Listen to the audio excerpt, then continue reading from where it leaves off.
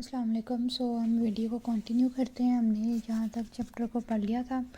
Next हमारे पास जो बात आती है वो है muscle spindle receptors, muscle spindle and Golgi tendon organ and their roles in muscle control.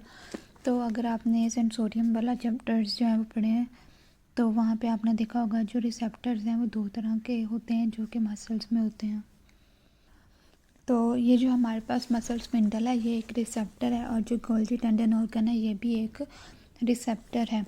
तो ये मसल स्पिंडल जो है ये लेंथ को और rate of change of length in the muscle वो बताता है, और जो गोल्गी टेंडन है वो rate of change of tension भी बताता है।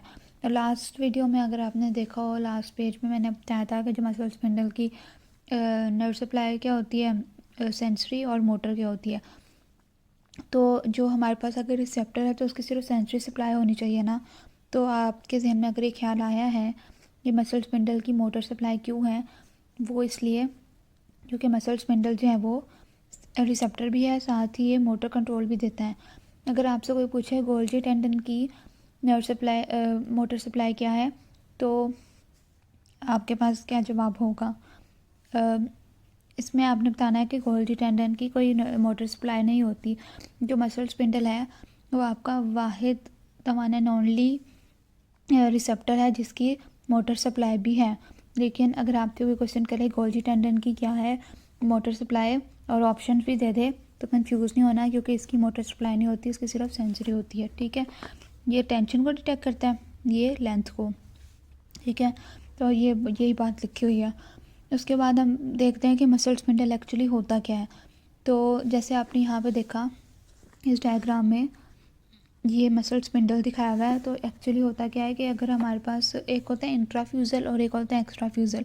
जो हमारे पास मसल स्पिंडल है उसको इंट्राफ्यूजल फाइबर कहते हैं और जो बाकी हमारे स्केलेटल मसल है उसको एक्स्ट्रा फ्यूजल कहते हैं। तो अगर आपको वो मॉडल याद हो वो वाला जिसमें हमने चैप्टर नंबर 6 में आई थिंक फर्स्ट ईयर में वो एक्टिन मायोसिन और वो मसल्स पढ़ी थी, स्केलेटल मसल्स का स्ट्रक्चर।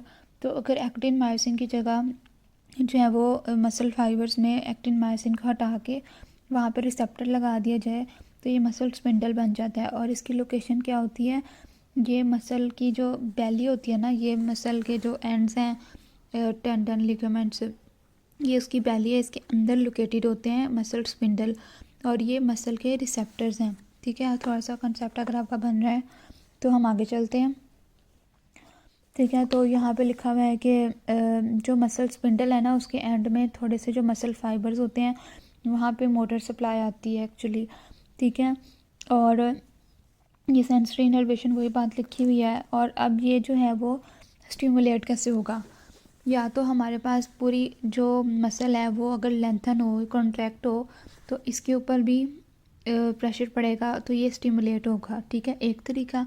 दूसरा तरीका ये है कि जो इसके मसल स्पिंडल के एंड्स हैं वहाँ पे तो एक्टिन मायोसिन होता है ना, और इसी को मोटर से जो गैमा मोटर है इनर्वेट कर है।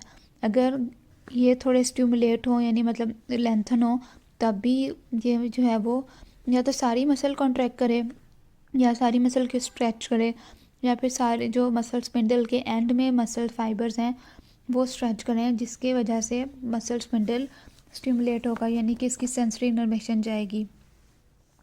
अब आगे बात आती है प्राइमरी एंडिंग, सेकेंडरी एंडिंग और ये सारा कुछ। इसमें क्या होता है कि जो हमारे पास मसल स्पिंडल है ना वो दो तरह के होते हैं। पहले तो ये बात कर लेते हैं, ये जैसे आपको नज़र आ रहा है कि ये इस तरह ये बैग कहते हैं इसको, बैग फाइबर, और इसको हम कहते हैं चेन।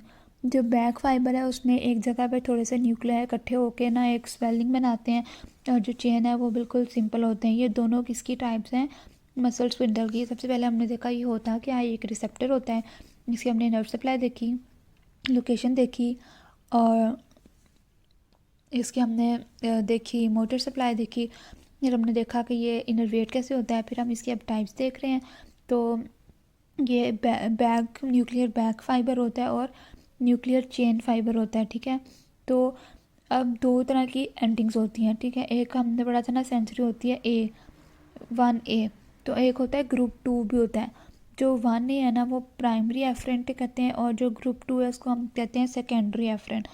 जो 1A है प्राइमरी एफरेंट वो बैग को भी सप्लाई करता है, चेन को भी करता है, जबकि जो सेकेंडरी एफरेंट है वो सिर्फ चेन को सप्लाई करता है। अब बैग और चेन का थोड़ा डिफरेंट फंक्शन है, डायनामिक और स्टैटिक, वो आगे पढ़ते हैं। तो बस आपने याद रखना है कि दो तरह के होते हैं और प्राइमरी दोनों को सप्लाई करता है और सेकेंडरी सिर्फ चेन को करता है। यहाँ पे ये बात लिखी हुई है। नेक्स्ट यहाँ पे उन्होंने न्यूक्लियर बैग फाइबर का बताया है, न्यूक्लियर चेन का बताया है। 1 ये जो है बैग और चेन को दोनों करता है, 2 जो है सिर्फ चेन को करता है। फिर एक हमारे पास होता है स्टैटिक रिस्पॉन्स और एक होता है डायनामिक रिस्पॉन्स।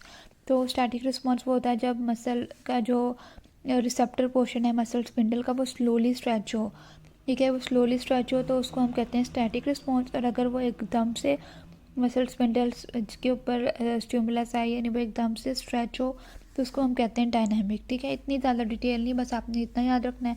फिर आपने याद रखना है ये जो प्राइमरी है और सेकेंडरी है वो दोनों स्टैटिक रिस्पॉन्स देते हैं, जबकि जो सिर्फ प्राइमरी है ना और वो डायनामिक देते हैं। यानी कि हमारे पास अगर एकदम से चेंज आएगा तो सेंसरी कौन लेके जाएंगे, प्राइमरी। और प्राइमरी कहाँ पे होते हैं, बैग में भी और चेन में भी, ठीक है। और ये लेके जाएंगे मसल स्पिंडल से लेके जाएंगे टुवर्ड्स द स्पाइनल कॉर्ड, और स्पाइनल कॉर्ड से जो इफरेंट आएगा वो होगा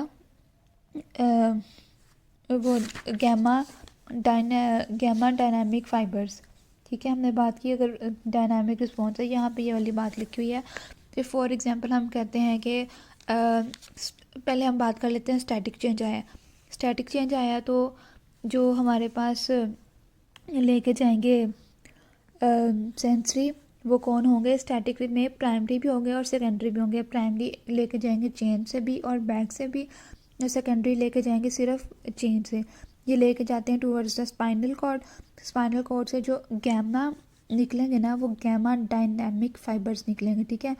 जो हमने पढ़ा था ना गैमा जो है वो मोटर होते हैं टूवर्ड्स द मसल स्पिंडल, तो गैमा सॉरी स्टैटिक पढ़ रहे हैं ना, अगर कंफ्यूज ना होइएगा, तो गैमा स्टैटिक फाइबर्स निकलेंगे।